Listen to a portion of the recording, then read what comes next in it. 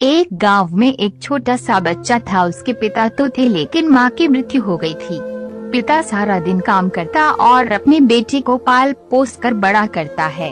वह सारे सुख अपने बेटे को देता है जो एक माँ दे सकती थी। उस पिता ने कभी कुछ नहीं मांगा, सिर्फ इतना ही मांगा कि मेरे बेटे को कोई परेशानी न हो।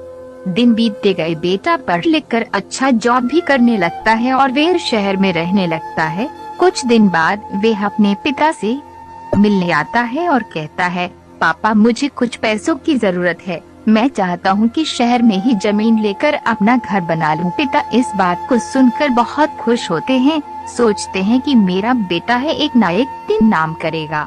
जिंदगी भर की बचाई हुई पूंजी को निकालकर अपने बेटे को दे देते हैं। बेटा शहर चला जाता है और उन पैसों से अपना घर बना लेता है। पिता इधर इंतजार करता रहता है कि मेरा बेटा फिर से आएगा, एक ना एक दिन तो मेरे पास आएगा ही। जाएगा कहाँ? उसके पास अब कोई नहीं जाता था, क्योंकि ना ही अब उस पिता के पास पैसे थे और ना ही रहने का जगह था। कुछ दिन बाद बेटा फिर लौट कर आता है और अपने पिता से कहता है, पापा अब आप दादाजी बनने वाले हैं। पिता को बहुत खुशी होती है। इस बात को सुनकर वे कहते हैं, तू मुझे मेरी बहू और पोता से कब मिलाएगा? बेटा कहता है, बस पापा थोड़े दिन और।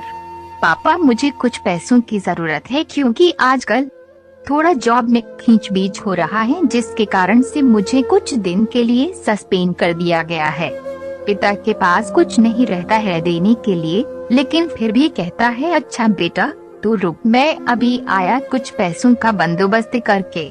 पिता बाद में महाजन से कुछ पैसे उधार लेकर अपने बेटे को दे देता है और बेटा पैसे लेकर शहर चला जाता है।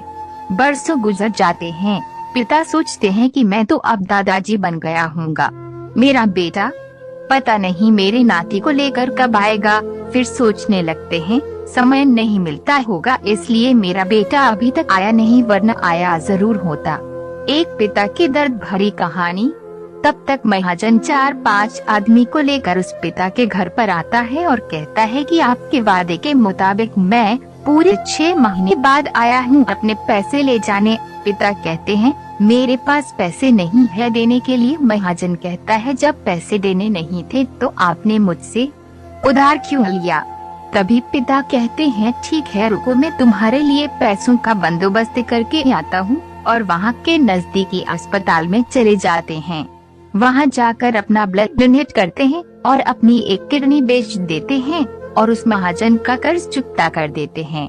किडनी बेचने के बाद उनकी स्थिति और भी खराब हो जाती है और वे उस राह में जी रहे होते हैं कि मेरा बेटा एक दिन आएगा जरूर। इस आस में जीते जीते एक दिन पिता की मृत्यु हो जाती है, परंतु उस बेटे को अपने पिता को आप देना भी नसीब नहीं हुआ।